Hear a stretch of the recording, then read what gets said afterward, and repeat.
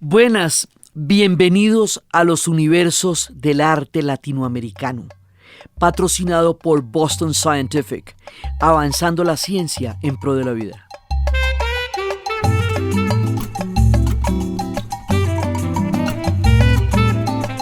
Hoy en los universos literarios de América Latina vamos a abordar un personaje inclasificable, muy difícil de definir, muy difícil de ubicar para nosotros, para su literatura y para ella misma, porque ella tampoco nunca supo dónde clasificarse ella misma, pero es una grande,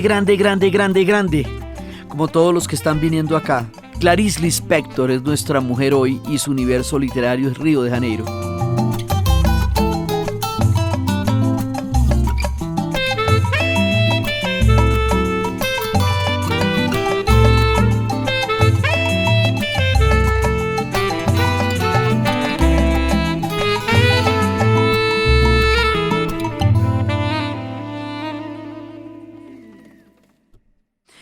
Esta es una mujer que se va a abrir camino en el mundo literario de un Brasil donde todavía no había camino literario para las mujeres. Pionera de las que va a abrir la trocha de la literatura brasilera femenina. Nosotros estábamos hablando de Jorge Amado y de toda su grandeza. Él va a crear un mundo alrededor de Bahía. Ella lo va a hacer, entre otras muchas cosas, va a ser un Río de Janeiro que será suyo. Y ella va a entrar en este mundo, pero va a ser muy difícil para ella que la reconozcan como escritora, como brasilera, hasta la brasileñidad la ha tenido que pelear, porque ella nació en 1920 en Chechelnik, hoy Ucrania, y en aquella época Unión Soviética. La Unión Soviética estaba estrenándose en ese momento, y muere en 1977 en su Río de Janeiro. Ella dice, literalmente, que cómo es posible que a ella le cuestionen que sea brasileña porque ellos se fueron, su familia va a emigrar de esa naciente Unión Soviética, trataron de llegar a los Estados Unidos, pero no estaban de muy buenas migas con la Unión Soviética de los Estados Unidos, aún en esas primeras épocas, entonces no los dejaron entrar ya mucho, entonces ellos se van para el Brasil, y en el Brasil va a haber una migración muy grande que vamos a hablar ahora de eso. Entonces allá es que los padres se van a cambiar de nombre para hacerse más familiares. Eso pasa mucho con los emigrantes, que se ponen nombres que consideran que sean más asimilables al nuevo contexto. Entonces su padre se llamaba Pillas y su madre se llamaba Mania, y él se pone el nombre de Pedro, y Clarice se llamaba Chaya Lispector, entonces a ella la van a llamar Clarice, su padre se va a llamar Pedro, o sea, una cosa mucho más brasilera, y ellos van a vivir allá, y el propósito es vivir allá. Entonces Clarice no va a pasar sino 9 meses de su vida, los primeros 9 meses de su vida en Ucrania. Cuando ella dice que ella nunca no hizo un solo paso en Ucrania, es porque ella aprendió a caminar ya en Brasil, ¿sí me entiende? O sea, ni siquiera los pasitos de caminar los aprendió en Ucrania. Entonces, que cómo le van a decir que es ucraniana, que cómo le van a decir que no es brasilera si a los 9 meses la llevaron al Brasil y va a estar allá casi todo el resto de su vida. Ella va a ser periodista, innovadora, ella va a ser una mujer, como es inclasificable, ella era muy bonita, decían que era una persona extraña, alguien la definía que se parecía a Marlene Dietrich y escribía como Virginia Woolf, también la llamaban la hechicera de las letras, decía que tenía una belleza felina, era una mujer, además su fenotipo no es brasilero, su fenotipo es eslavo, ucraniano, sí, pero es que resulta que en el Brasil hay muchos Brasiles. No solamente hay Brasiles desde las diferentes épocas del imperio, que hubo el Brasil portugués, el Brasil holandés y el Brasil africano por la cantidad enorme de pueblos esclavizados que fueron llevados allá forzosamente en cadenas, sino que después, cuando Brasil ya no es imperio, cuando Brasil es república, van a llegar una gran cantidad de migraciones. Brasil se va a abrir a las migraciones de una manera amplia y grande, como lo hizo Argentina y como lo hizo Uruguay. Entonces, en Brasil hay una enorme cantidad de migraciones. Hay un Brasil alemán, hay un Brasil japonés. Lo de japoneses es una cosa muy impresionante porque fue un proyecto de Estado cuando los japoneses decidieron que no, que todos los que estaban no cabían en las islas del Japón y empezaron a mandar población para Estados Unidos, para el Perú y para Brasil, o sea, enteras cantidades de población para desocupar un poco la isla porque no cabían allá todos, o sea, para siempre. Entonces hay un Brasil japonés, la colonia libanesa y sirio-libanesa y árabe que existe en Brasil, es la más grande del continente de Sudamérica. Toda la gente alemana que llegó en una época, por eso el Brasil, la parte de Santa Catarina del sur de Brasil es alemana y la arquitectura es alemana. Entonces, bueno, no todos los bonitos llegaron porque también después llegaron los nazis allá, eso también pasó. Entonces resulta que, pues dentro de ese orden de ideas, ella es ucraniana, nació en Ucrania y ellos se fueron, emigraron muy pequeños al Brasil. Y esto no quiere decir que ellos no sean brasileros. Esos japoneses son brasileros, esos alemanes son brasileros, esos árabes son brasileros, todos ellos son brasileros porque el Brasil es una suma de la identidad brasilera finalmente, que ellos la han buscado tanto, también suma toda esta cantidad de pueblos que llegaron allá. Dentro de esas corrientes migratorias gigantescas que llegaron a Brasil, llegó Clarice Lispector con su papá y su mamá y su hermana a vivir allá tranquilamente. Entonces, ella realmente va a conocer ese el mundo brasilero. Ella siempre va a hablar el portugués con un acento, con un ceseo y con una R fuerte, bastante pronunciada, cosa que los críticos utilizaban en su contra. Esta mujer, como es una mujer tan supremamente de vanguardia, tan nueva, tan novedosa, va a tener mucha resistencia de parte de los críticos para ella como escritora. Entonces se van a pegar de todo. Esto es una mezcla de patriarcado, de una especie de xenofobia chimba porque ella es brasilera y de no permitir que una mujer destaque en la escena literaria. Es súper precoz ella. A los 19 años escribió Cerca del Corazón Sagrado, que es una de las grandes obras literarias de ella a los 19 años. Esa precocidad, esa maestría en la escritura, ella es muy buena y eso le resultaba insoportable. No era más fácil para Clarice Lispector ser escritora en Brasil, guardadísima las proporciones de lo que podía ser para Jane Austen ser escritora en esa Inglaterra, donde definitivamente la idea de que una mujer pudiera vivir de la escritura y fuera de la estructura matrimonial no era posible, y Jane Austen abrió ese camino. Clarice Lispector abre ese camino en el Brasil. El Brasil no está preparado para una mujer escritora y menos para una mujer escritora fantástica y maravillosa. Entonces, su propia personalidad, a veces introvertida, a veces extrovertida, ella era de una personalidad cambiante, una personalidad indefinible, pues una persona bastante misteriosa, entonces todo eso tampoco le ayudaba, y chusca además, bonita. Entonces, mejor dicho, eso suscitaba toda clase de ampollas en su época, y todo se lo achacaban en contra. Y esta mujer, en ella, rara incluso para ella misma, porque ella también se sentía extraña, siendo ella misma, ¿no? En su propio cuerpo, en su propia vida, también siempre tuvo esa extrañeza de la vida ella, que también se ve en sus obras. Entonces ella tiene pues toda la travesía que va a tener su familia, que salen de la naciente Unión Soviética, no los aceptan en Estados Unidos, entonces se van para Bucarest, consiguen pasaportes rusos, el permiso para viajar a Brasil, van a llegar a Maceió, Alagoas, en donde se encuentran con la hermana de Mania y el esposo, y entonces al fin logran asentarse allá. A ella le cambian su nombre de Chaya por Clarice, que va, bueno, imagínate si así le iba con Clarice, como le hubiera ido con Chaya, pues ahí sí ni manera. Entonces ella va a desarrollarse y a hablar allá. Voltando lá nos escrevo o amor à vista. Viajei de mar acima, te encontrei, Marcel. Minha sereia, ponta verde, Pajuçara. Seus braços me embalam, saudade de Marcel.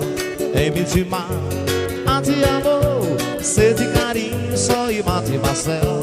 É de eterno e de ilusão. Ó Marcel, você roubou meu coração. Ai, que saudade do céu, do sal, do sol de Marcel. El hecho de que le cuestione su brasileñidad a ella toda la vida la hirió, ¿no? Es verdad que nació en Rusia, pero llegó aquí cuando solo tenía apenas 9 meses. Ella quería ser totalmente brasilera y siempre decía eso, un poco como decía Chavela Vargas, que Chavela nació en Costa Rica, pero Chavela es el mero México mismo. Entonces Chavela Vargas decía, es que los mexicanos nacemos donde nos da la gana. Bueno, pues los brasileros también, ella es así. Ponta de lápis, escrevo o amor à vista. Viajei de mar acima, te encontrei, Marcel. Minha sereia, ponta verde, Pajuçara. Seus braços me embalam, saudade de Marcel. Em Midimar, a te amor, sede, carinho, só e mate, Marcel. É de eterno e de ilusão. Ó Marcel, você roubou meu coração. Entonces lo primero que nos pasa es esto de soy brasileña, declaró, y ya está. Y empieza pues a desarrollar su travesía por el Brasil. Sus padres se mudaron a Recife, a Pernambuco. En esa época ella está en varios lugares del Brasil y ella va a conocer el Brasil nordestino. En ese momento Brasil está en el auge de un proceso de desarrollo muy grande. Y vamos a ver a lo largo de este relato cómo los procesos de desarrollo de Brasil van a dejar también procesos de gran miseria social. O sea, porque no van paralelos los procesos, digamos, no se compaginan el uno con el otro. Los grandes desarrollos del Brasil dejan también pedazos de miseria y exclusión, y esa ha sido la dinámica que ellos han tenido siempre. Por eso los contrastes allá son tan supremamente grandes. Entonces el nordeste es por un lado empieza a tener un auge, pero por el otro lado después el nordeste va a ser el que se desocupe cuando se desarrolle en otras partes del Brasil, porque allá es donde va a quedar la pobreza más grande, que también lo veíamos cuando Teresa Batista sale del nordeste, cuando Gabriela sale del nordeste, los personajes también los personajes de Clarice salen del nordeste, porque del nordeste hay que salir. Porque en el nordeste no hay vida. Eso que decía Amado, que las gotas de agua se alcanzaban a secar en el aire antes de llegar a la tierra del nordeste brasilero, que es la que les digo que es la otra parte del Sahel, la gran llanura subsahariana en el África, que tiene un clima semidesértico. Entonces el nordeste, que además es un objeto de gran literatura brasilera, también incluye a Clarice Lispector, también lo incluye en sus relatos, como lo hizo Jorge Amado y como lo hace João Guimarães Rosa con el gran Sertão de Veredas. Entonces ella va a escribir acerca del nordeste en su obra La Hora de la Estrella, y la va a protagonizar una joven macabea, que es de esa región. La chica se llama Macabea y es una protagonista que sale del nordeste. Todo el mundo sale del nordeste y casi que sus vidas empiezan cuando salen del nordeste.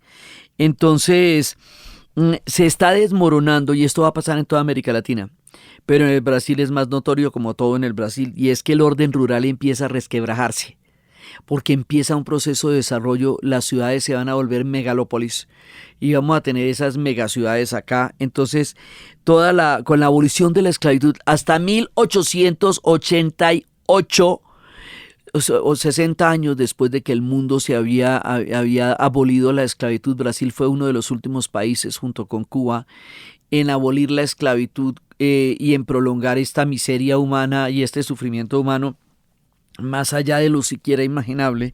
Entonces ahí en ese momento hay una cantidad de mano de obra disponible para un proceso de industrialización que se va a hacer en el Brasil, y se resquebraja la estructura rural, porque la estructura rural era esclavista en esa época todavía. Entonces hay una gran reconfiguración demográfica en el Brasil, en la época en que ella nace, y esto va a reflejarse en una cantidad de cambios y de nuevas distribuciones de la gente en el Brasil, y eso es lo que ella va a vivir también, es una transformación de un mundo rural a un mundo urbano, cosa que nos pasa en distintas épocas a todos en América Latina. O sea, todos vamos a venir de sociedades básicamente rurales para convertirnos en sociedades con grandes urbes. Y este proceso siempre es un proceso fuerte, violento, porque hay un pedazo de tierra que deja de funcionar y la gente se empieza a ir de ahí. Entonces, Brasil va a ser un país industrializado y hoy por hoy sigue siendo el país más industrializado de América Latina. No se habla mucho de la industrialización del Brasil, pero ellos son un país industrializado. Eso es importante que lo señalemos porque nadie le para muchas bolas a eso y ellos lo son. Luego eso implica una cantidad de movilización de gente para entrar en las industrias y en las fábricas. Ellos inclusive van a tener la principal ensambladora de la Volkswagen fuera de Alemania, porque el hijo de Porsche fue al Brasil a poner las ensambladoras de la Volkswagen. Ellos son, digamos, lo más parecido a un país industrializado en el continente son ellos. Entonces, ese proceso de crecimiento va a dar lugar a que nazcan megaciudades. Nosotros vimos cuando estábamos contando la historia de los museos en América Latina y cuando estábamos contando la historia del Museo de Ipiranga, cómo Sao Paulo se va a volver una ciudad enorme, moderna, dinámica, grandísima, con un relato totalmente diferente y cómo el Museo de Ipiranga va a terminar narrando a Sao Paulo cuando quería narrar el imperio y el imperio desapareció y termina haciéndose el museo para narrar a Sao Paulo y es el museo de la ciudad. Entonces Sao Paulo va a ser una cosa absolutamente impresionante y otras ciudades como Belo Horizonte, Porto Alegre y Curitiba van a surgir como ciudades enormes, enormes.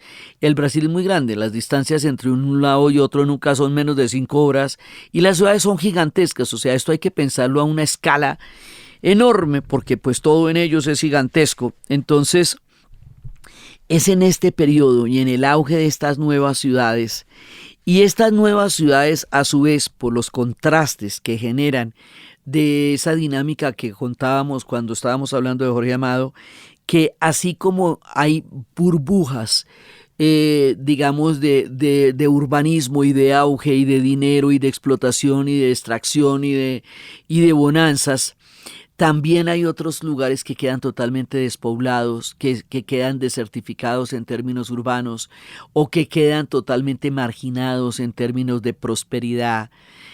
Hay estos contrastes, o sea, en un lado florece un gran esplendor y en el otro lado hay una miseria correspondiente a ese esplendor y donde quiera que ya no hay el auge que llevó al gran desarrollo económico, pues hay un rezago, ya unos cascajos de una miseria que es lo que García Márquez describe en La hojarasca. Todo eso está pasando en el Brasil.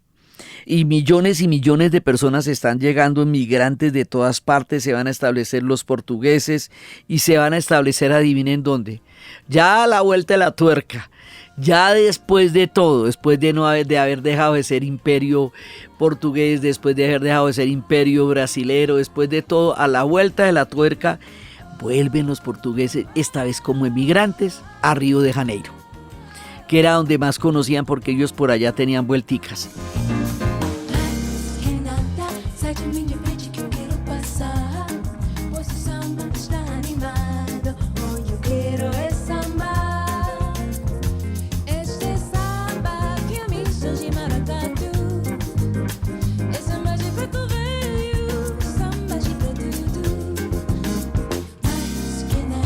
Entonces va a darse una economía en expansión muy grande, llegan toda esta cantidad de japoneses, llegan italianos y se van a dirigir a Sao Paulo y va a haber un contraste de ciudades y ese contraste de ciudades, que no es ninguna en particular, pero que va a ser de alguna manera una ciudad imaginaria, que es a lo que nos referimos con los universos de América Latina. Cuando nosotros estamos hablando de los universos, estamos hablando también de pueblos y ciudades ficticias que los escritores nos dan a conocer, que son como pues lo que estamos hablando, como lo de la Comala de Rulfo, o Macondo de García Márquez, o Santa María de Onetti. Cuando lleguemos allá, ella va a ser una ciudad que se llama San Geraldo, y en ese lugar de San Geraldo tiene, ese es el espacio de su novela, la ciudad sitiada. Sí, y allá ella describe esta dinámica de estas ciudades que surgen súbitamente de una manera impresionante, de estas que se desmoronan, de estas que quedan ya deshechas de lo que anteriormente fue un gran auge. Todo este fenómeno de urbanización tan irregular, tan caótico que va teniendo el Brasil detrás de las bonanzas y las riquezas que constantemente emanan de una tierra que siempre está dando bonanzas y nuevas cosas y que siempre está en esa modernización. Entonces ella vive eso y lo va a retratar en la ciudad sitiada. En realidad, todo lo que ella escribe de una u otra manera está reflejando todos esos Brasiles, pero ella escribe como le da la gana. Ella escribe con un estilo intimista, ella escribe con un estilo cotidiano diferente, ella desarrolla su propia manera de narrar y su manera de narrar no se parece a la de nadie. Es completamente original ella y lo es desde pequeñita. ¿Cómo era? Que cuando era chiquita escribió para el diario de Pernambuco unos cuentos, para un concurso de cuentos infantiles y no ganó porque sus cuentos describían sensaciones y no acciones, como si la literatura fuera solamente una narrativa de hechos. Entonces ya, o sea, de chiquita ya estaba rarita para escribir como escriben los niños, porque no escribía ni como escriben los niños.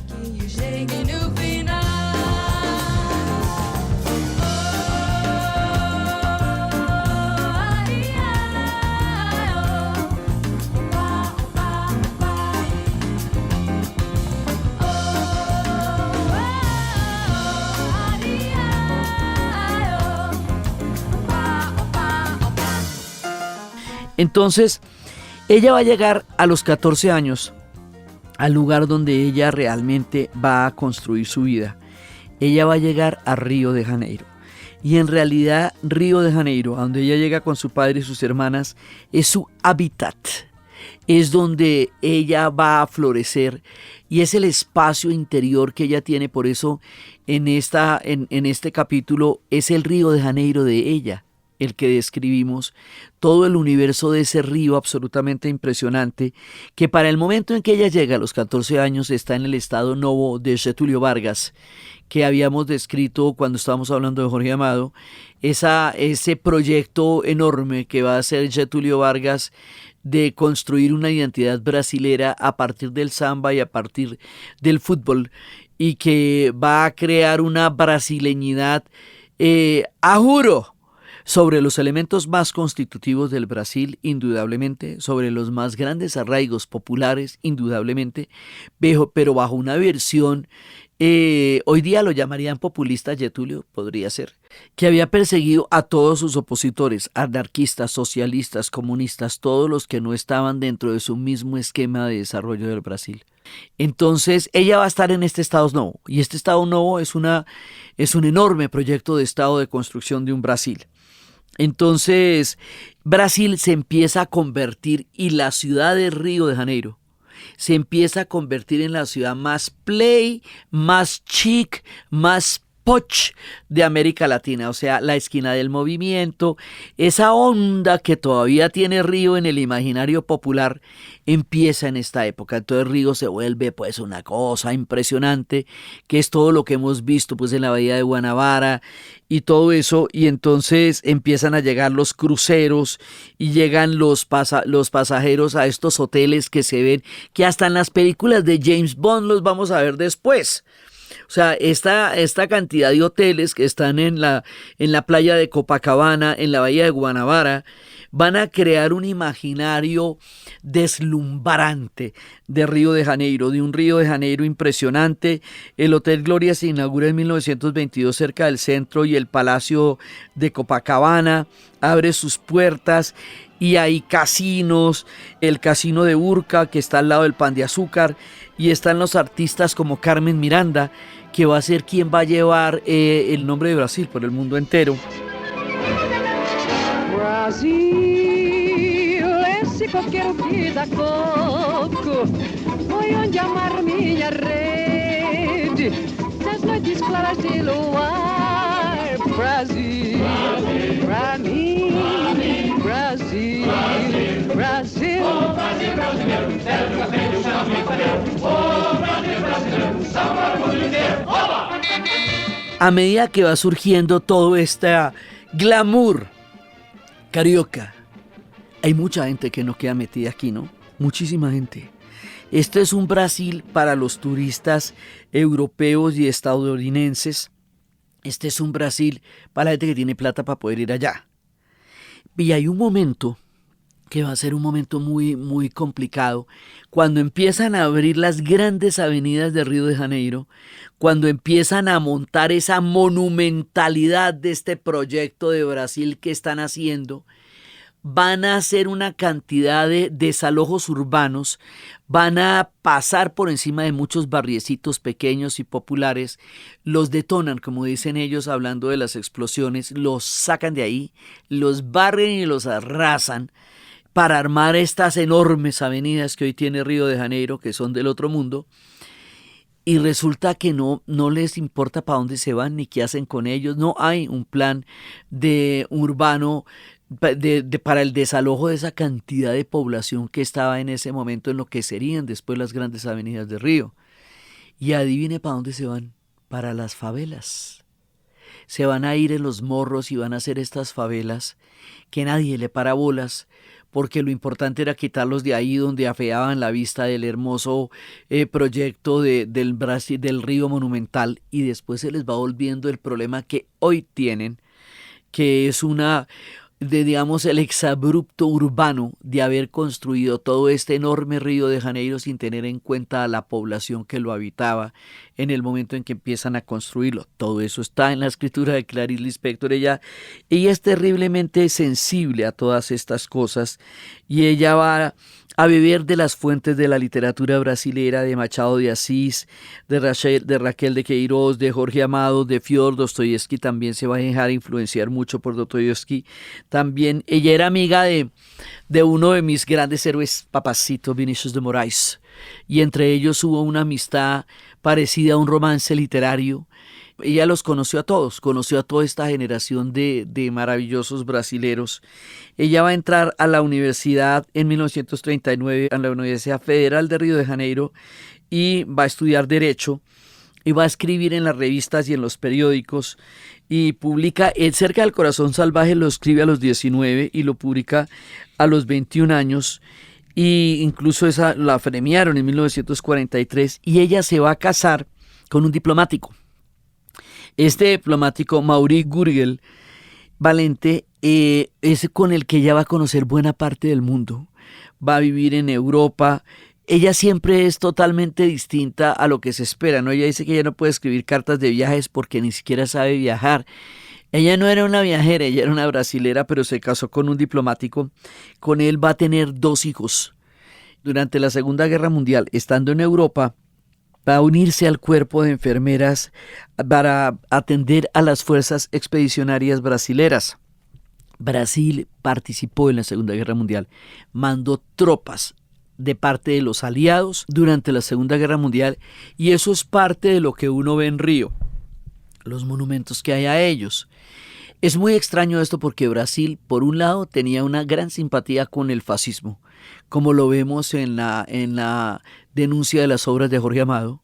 Por otro lado, fue el único país de América Latina que mandó tropas efectivos en la Segunda Guerra Mundial a pelear del lado de los aliados en la Europa de la guerra. Y por el otro lado después recibe a los nazis, o sea, de todo como en botica, un poquito de aquí, un poquito de allá. Pero el papel de ella fue asistir a la fuerza expedicionaria brasilera que estaba peleando en Europa durante la Segunda Guerra Mundial del lado de los aliados.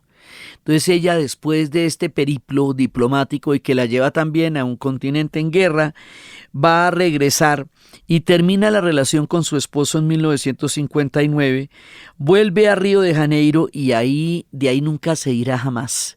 Cuando ella regresa a Río de Janeiro después de la Segunda Guerra Mundial, en los 50 y en los 60, Río ya es una ciudad tremenda. Río es una ciudad vibrante, tremenda, poderosa, con cambios sociales, culturales, urbanísticos. En Río ya está instalado el carnaval hace rato. Eso era desde la época del Getúlio. Pero el carnaval de Río de Janeiro se vuelve el carnaval del mundo. O sea, y el desfile y las escuelas de samba, eso es de morirse, ¿no? Eso no, digamos, no hay ninguna exageración ahí. Ver un carnaval en Río es una cosa de dar alaridos y tirarse al piso, pues es una vaina impresionante. O pagode é o povo brasileiro e a voz desse povo quer cantar. E por todos os cantos do país nosso samba virou religião. Esse clima a galera tá feliz, todo mundo firmando no refrão. Chama! Tem que ter batucado o ano inteiro. Entonces ya está el carnaval del Río. Y en esa época empiezan a surgir una serie de rasgos muy atractivos que van a poner el escenario de Río de Janeiro en el escenario del mundo. Va a ser el carnaval, va a ser también la época de la Avenida Atlántica de Copacabana, que es el símbolo de la modernidad y de la elegancia de Río de Janeiro. Y es también cuando va a surgir la bossa nova, que es este ritmo que surge allá, en Río de Janeiro y en Estados Unidos. En Chicago y en Río de Janeiro, porque también son los músicos brasileros, que va a ser Sergio Méndez y Brasil 66 en Chicago, y que va a ser un ritmo que se va a escuchar en los bares de Chicago y que va a ser muy muy atractivo en esa época, y va surgiendo también en Río de Janeiro, se va volviendo un género musical y va a tener entre los artistas que lo inspiran y lo crean y lo alimentan, ni más ni menos que a otro papacito, Antonio Carlos Jobim, y a Joao Gilberto y a Astrud Gilberto, que van a cantar la Garota de Ipanema, la chica de Ipanema, que se va a volver casi que el himno mundial de los brasileros y que después lo va a cantar hasta Frank Sinatra en inglés. O sea, ellos llegan, los de Chicago, llegan a encontrarse con Frank Sinatra y se van a encontrar con toda esa onda de cantantes de esa época y se van a meter en ese mundo y van a influenciar la escena de Chicago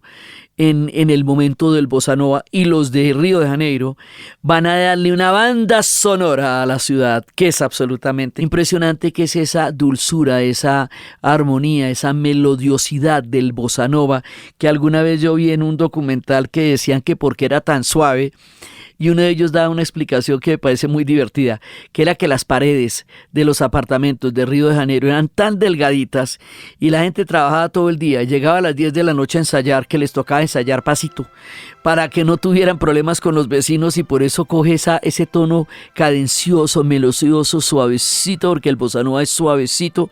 Decían que yo, después de toda una vida de haber estudiado el bossa nova, llego a la conclusión, decía uno de los grandes de la música, que era por las paredes delgadíticas de los edificios de Río de Janeiro.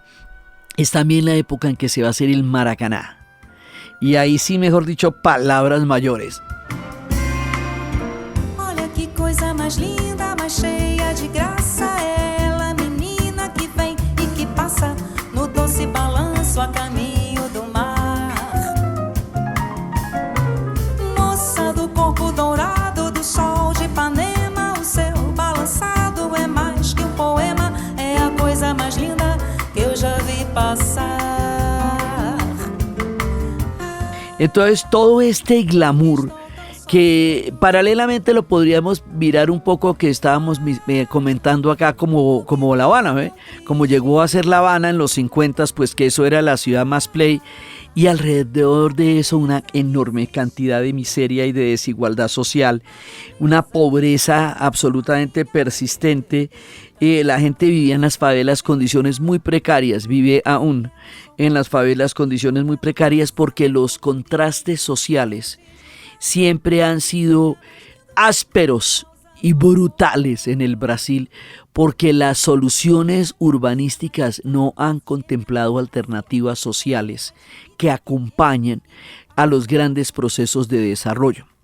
No es que en el resto sí, no, pero es que allá es muy bravo y se nota mucho. Sí, no es que eso sea un problema de los brasileros, que no tienen acompañamientos sociales a sus procesos de desarrollo. Eso nos pasa en toda América Latina.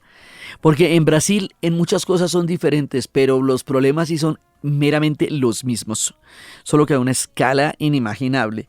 Entonces, ese es el mundo donde ella va a crecer, pero ella tiene ojos para ver no solamente el esplendor y el glamour, sino también para ver toda la pobreza, la exclusión, la precariedad, la desigualdad, la forma tan inexacta y como tan equívoca que se va creando una ciudad que es deslumbrante, pero que a la vez tiene ese montón de pedazos de miseria alrededor de una misma ciudad donde todo es verdad a la vez.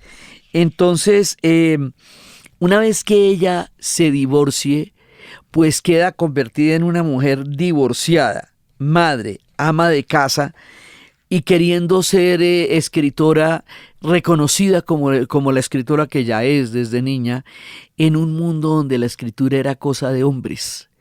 Entonces, ya sin el estatus de ser la mujer del diplomático, ella por su propia cuenta, tratando de vivir de su escritura, pues no, eso no le queda nada fácil. Va a escribir en los periódicos y en las revistas, pero entonces la ponían a escribir en las revistas femeninas, entre comillas. O sea, las que hablaban de marcas, de cremas y todas estas cosas, semejante mujer, no. Pero era el espacio que le podían dar en ese momento. Entonces, ella va a llegar a un barrio que es un barrio icónico y es donde se va a dar su hábitat. Ese barrio se llama Leme. En la bahía de Guanabara, la playa de Copacabana es gigantesca y hay un punto en que la playa de Copacabana curva ya para terminar. De ahí para adelante sigue el Morro. En ese punto hay un barrio. ¿Qué es barrio? Barrio, un barrio donde hay la vida de las tienditas, de los mercados chiquitos, de los puestos de revistas, de las callecitas, un barrio que contrasta con toda ese descomunal esplendor urbanístico de los grandes hoteles que vemos desde los aviones y que vemos en las películas y que vemos con James Bond y que vemos en todos esos escenarios que están detrás de las grandes películas de acción. Hay un barriecito que se llama Leme y allá ella va a vivir en Leme y en Leme va a ser un universo y en Leme va a crear, ese es su Brasil, esa es su tierra, ella le dice que es suya, que es su tierra mía, mina tierra. Entonces ella dice, salgo de la terraza y soy quizá la primera del día en ver la espuma blanca del mar. El mar es mío, el sol es mío, la tierra es mía, y me siento feliz por nada o por todo, hasta que, como sale el sol, la casa despierta, y hay un reencuentro con mis hijos dormidos. Y ella, insomnia, Clarice Lispector, ella padecía a veces de depresiones, a veces de insomnio, ansiedad, y era adicta a las pastillas para dormir. Toda esa turbulencia, casi que esa turbulencia urbanística que tenía Río, la tenía ella por dentro. Y tenía esos Brasiles esplendorosos y tenía esos Brasiles precarios todos dentro de su corazón y una manera de escribir inclasificable, muy distinta. En la invitación que hacemos en estas historias a que la lean, van a leer un ser completamente original, único, diferente. Sus universos no son narrables como son narrables los otros que hemos abordado y abordaremos, porque su escritura es completamente distinta. Y no es una escritura que sea típica de un tiempo o de una época. Es una mujer muy, muy visionaria, adelantada a su época, porque todas las cosas que hoy describimos cotidianas, en esa época ella las escribía, pero no se usaban.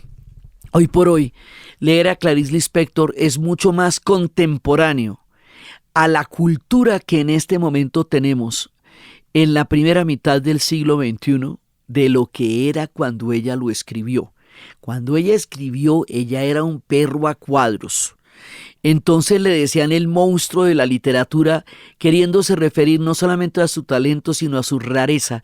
Y ella se sentía desagradada con estas descripciones porque le parecía que la desdibujaban como ser humano, que la metían dentro de caracterizaciones que se alejan de una persona. Ella quería ser una ama de casa que compraba en sus pequeños mercaditos, una mujer normal, pero nada en ella lo era. Entonces los críticos le dieron duro toda la vida. Los críticos anónimos, cuyo nombre hoy nadie recuerda, no eran capaces de darle la talla ni la grandeza a Clarice Lispector que ella hoy tiene y la que le falta por reconocimiento, porque falta mucho todavía por conocer todo lo grande que esta mujer es. Y entonces ella empieza a hacer su relación con la ciudad. Contra todas las dificultades, contra todo lo que le pasa, ella se enamora de Río de Janeiro. El gentilicio de Río de Janeiro es carioca. Ella se vuelve una mujer carioca y se integra a Río de Janeiro e integra a Río de Janeiro en todos sus relatos. Y uno de los lugares que más admiración le va a producir a ella es el que más admiración nos ha producido a todos en esta serie, el Jardín Botánico de Río de Janeiro. Les recomiendo revisitar en los museos de América Latina nuestro relato del Jardín Botánico de Río de Janeiro, porque pues eso es una cosa del otro mundo. Y tanto como nos fascina, a ella le fascinaba con esa sensibilidad y decía: inquieta miro alrededor, las ramas se balanceaban, las sombras oscilaban en el suelo, un gorrión rascaba el suelo y de repente, sintiéndose inquieto, le pareció que le habían tendido una emboscada. En el jardín se realizaban trabajos secretos, de los que ella empezaba a tomar conciencia. En los árboles los frutos eran negros, dulces como la miel. En el suelo había grumos llenos de circunvoluciones como pequeños cerebros podridos. Los bancos estaban manchados de jugos morados, las aguas retumbaban con intensa suavidad, las lujosas patas de una araña estaban clavadas en el tronco de un árbol, la crudeza del mundo estaba en calma, el asesinato fue profundo y la muerte no fue lo que pensábamos. Al mismo tiempo que imaginario, era un mundo que se podía comer con los dientes, un mundo de voluminosas dalias y tulipanes. Los troncos estaban cubiertos de parásitos de hojas, el árbol era suave, pegado, como la repulsión que precede al parto. Era fascinante. La mujer estaba disgustada y era fascinante. Lazos de familia, cuenta ella estas cosas. Ella mira el mundo solamente como ella lo ve. No, ella no tiene un deber ser. Ella no mira las cosas como se decía que una mujer debía mirarlas. Ella no pertenece a nada de eso. Ni está en la clasificación de una identidad brasilera como los otros lo están, ni está buscando la brasilianidad que los otros buscan, pero es profundamente brasilera y está enamorada de Río de Janeiro, y al estar enamorada de Río de Janeiro va a lograr que Río de Janeiro la atraviese y se exprese a través de ella, pero dentro del intimismo y dentro de la manera tan particular como ella mira el mundo, que es como nadie lo mira. Entonces, como no la podemos clasificar dentro de las vanguardias, digamos, históricas de izquierda que se estaban dando en ese momento, ni la podemos clasificar dentro de todos los grandes del boom, no la podemos clasificar en ninguna parte. No tenemos una clasificación para Clarice Lispector, nos tocaría armar una nueva categoría solo para nombrarla. Pero ella es Brasil y es Río de Janeiro, y nos muestra un universo completamente suyo y personal, y al mostrárnoslo nos construye a Río de Janeiro a través de su literatura. Por eso la tenemos acá. Eis aqui este sambinha feito numa nota só.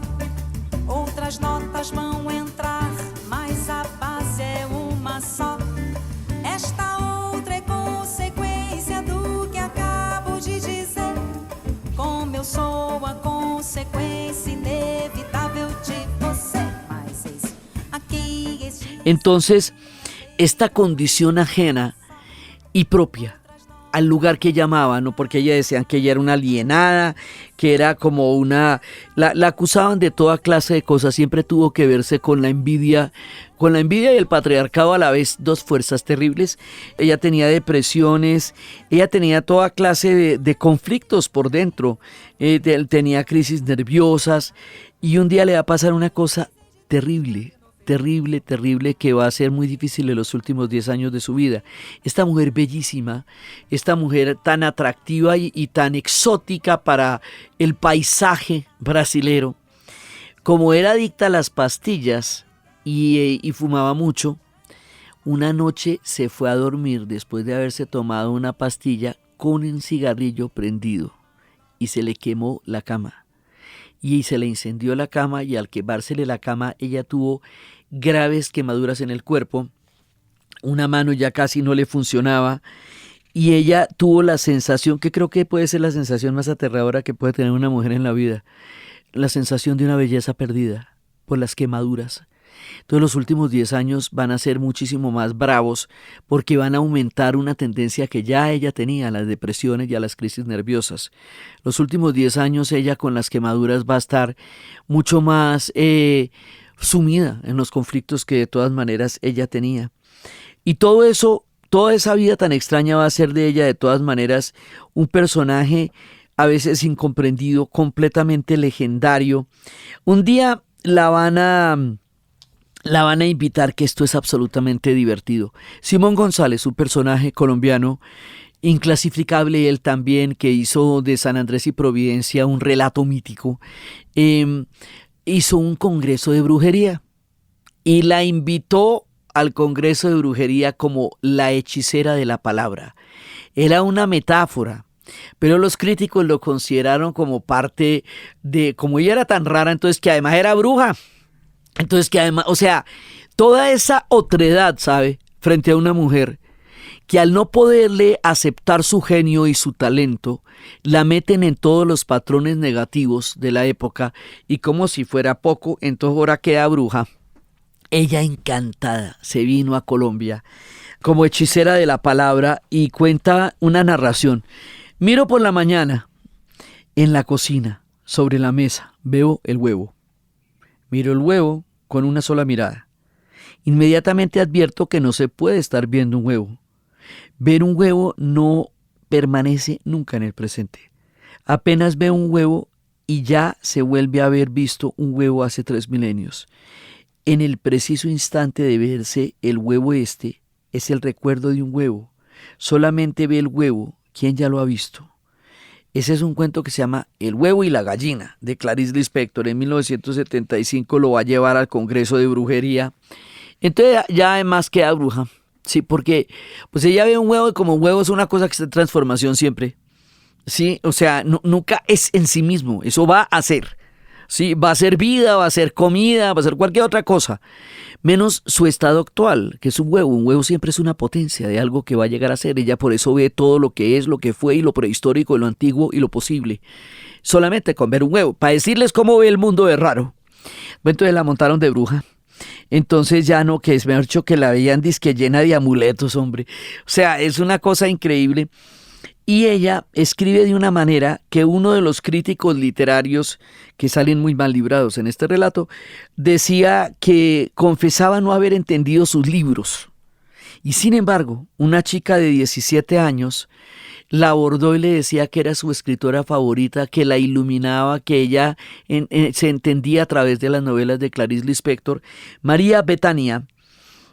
Un día se le echó literalmente a los pies, María Betania, que es una gigante de las gigantes, y le dijo diosa, le dijo mi diosa.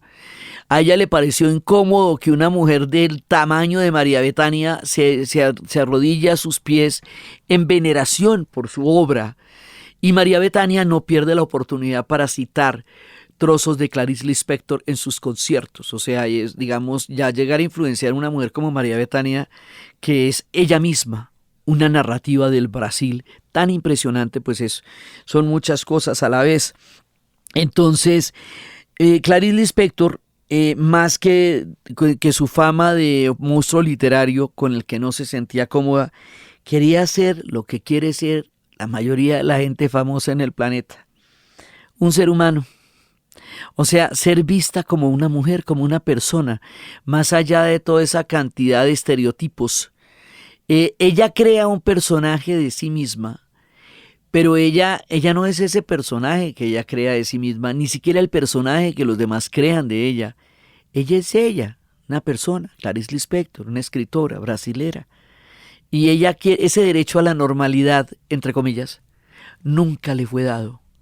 Siempre fue extraordinaria, exótica, extraña, distinta, en todos los lugares, en todos los escenarios y frente a sí misma.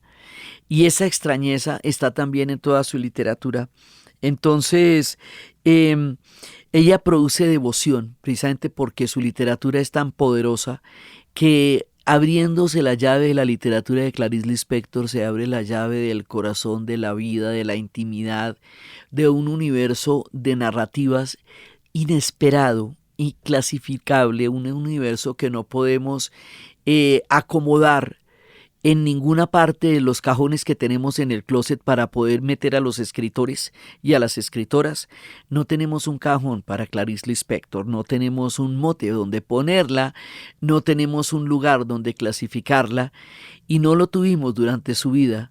El universo que ella va a describir de su Río de Janeiro, pues es un universo totalmente diferente al que cualquiera puede descubrir, pero es un universo de Río de Janeiro, de una u otra manera, y es un universo de todas estas ciudades que surgen, que se desmoronan, que llegan a ser frenéticas, que llegan a ser glamurosas y que a la vez generan unas miserias y unas precariedades verdaderamente terribles. Pues los contrastes en el Brasil son terribles. Una época en los 80s en que la gente se bajaba de las favelas a atacar los supermercados por hambre. O sea, por física hambre, se metían a los supermercados y los saqueaban. Y eso, digamos, esa latencia de la favela que recuerda al mundo la miseria, siempre está ahí. Y Clarice Lispector la veía. Entonces Clarice veía que cómo crecían las favelas a la vez que crecía este mundo exuberante y fantástico de esta Río cinematográfica, y a la vez sentía esa intimidad con lo cercano y con lo extraordinario, y a la vez sentía esa extrañeza frente al mundo en el que había visto y vivido, y esa extrañeza frente a sí misma en el mundo. Son muchos universos los que ella va contando en ese río que tanto amó, en ese barriecito de Leme. Leme tiene unas callecitas tranquilas. Leme es como una burbujita de paz en el frenesí de las playas de Copacabana. Queda detrás de unos edificios y es un barrio con toda la vida de barrio, aún lo es, con toda la vida de barrio, donde venden el queso de tal, todas las diferentes cosas que componen un barrio, y luego viene la frenética franja más adelante de edificios, y luego viene la playa de Copacabana, pues con toda su presencia escénica mundial. Y en medio de todo eso, ahí en la orillita donde termina la curva de la bahía, está Leme. Entonces ella vive en ese micromundo de ese barrio de Leme, que tiene sombra cuando la temperatura es de 40 grados en verano en la playa, que es un remanso de tranquilidad, de vida urbana normal.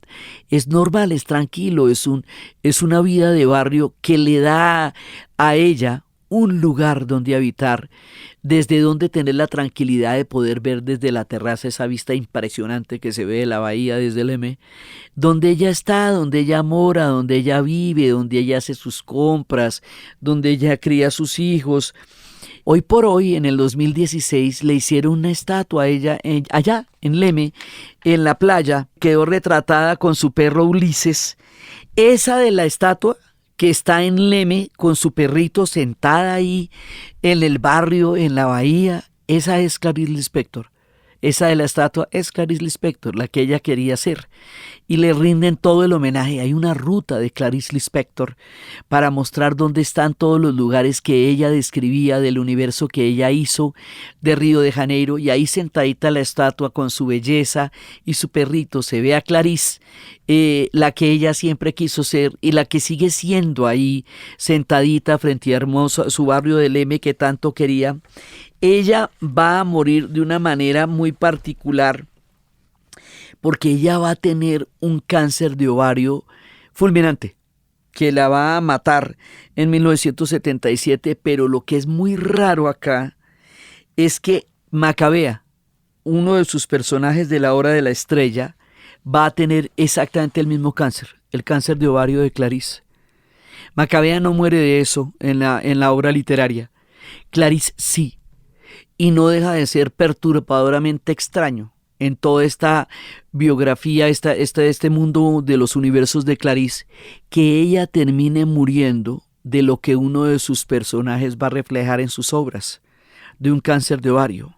Entonces, finalmente, después de toda esta mirada de barrio, de ciudad, de playa, de interior de Brasil, muere en 1977 de un cáncer de ovarios Clarice Lispector, dejando un universo que se ha explorado y está por explorarse infinitamente porque no se agota él mismo. Y es cuando en el 2016 le instalan la estatua donde sigue estando Clarice Lispector, allá en Leme, en la playa de Copacabana, mirando su barrio querido, su río querido, con su perro y contemplando ese universo tan impresionante que nos regaló a través de la literatura. Y por todas estas historias tan fascinantes y tan inasibles de este personaje tan inclasificable, tan vital, que abrió la trocha de las mujeres en la literatura brasilera, que valió su ser por encima de toda la época en donde no se le permitía a una mujer ser, donde a las escritoras se les pagaba muchísimo menos que a los escritores, donde promocionarlas era muchísimo más difícil, donde la imaginación de una mente como la de ella todavía no se concebía, a pesar de lo cosmopolita y a pesar de lo sofisticado que podía ser el río de su época. Clarice es una mujer de hoy día. En los tiempos del relato femenino que estamos viviendo ahora, Clarice hubiera podido navegar y caminar tranquilamente por las aguas de los relatos del siglo XXI, pero Clarice era una mujer del siglo XX y su obra nos dice ahora tantas cosas o más de las que nos dijo cuando la escribió, y el Río de Janeiro que ella contempló es un momento fantástico y a la vez tremendo, turbulento y contrastado de esta ciudad impresionante que es Río de Janeiro, porque esa es una ciudad que tampoco se deja describir fácilmente y que está llena de rincones y de vistas es bella cuando llueve, es bella cuando hacen esos soles impresionantes, es bella en la bruma, es bella desde los montes. Estamos hablando de una ciudad que realmente es deslumbrante en todos sus universos y que fue parte de lo que ella describió en su universo de Río de Janeiro. Hoy en todas nuestras historias está una de las más grandes, Clarice Lispector. Entonces, desde los espacios del universo de Clarice Lispector, desde Leme, desde Río de Janeiro, desde el nordeste, desde su llegada a este Brasil que conquistaría su alma, desde su intimidad, desde sus relatos inefables, increíbles, extraños, maravillosos, desde su intimismo, desde su carácter contrastado, introvertido y a la vez extrovertido, desde todos los altibajos que tenía en su mundo interno y la manera para retratarlo, y con él a Río de Janeiro, y una parte muy importante de estos universos que nos habitan, en la narración de Ana Uribe. Y para ustedes feliz día, cualquier día que se sea.